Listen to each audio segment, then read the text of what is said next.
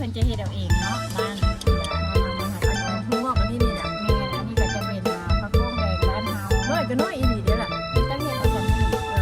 โอ้ผักอันนั้นผักโน่นนี่น้อยดีเนาะ จองบ้านเฮา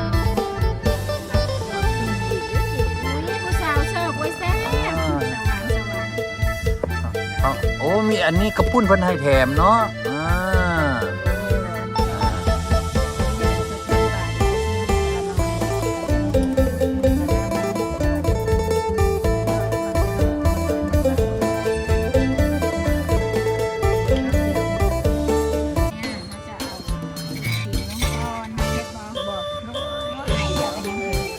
มื้อนี้เฮามี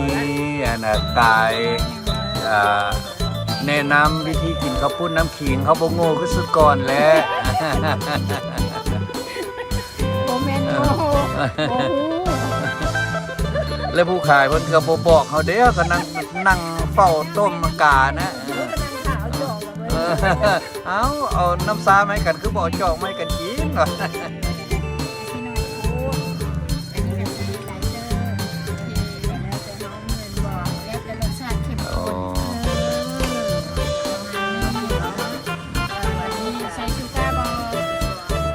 เขาใส่อยู่นะเขาใส่นั่นนะ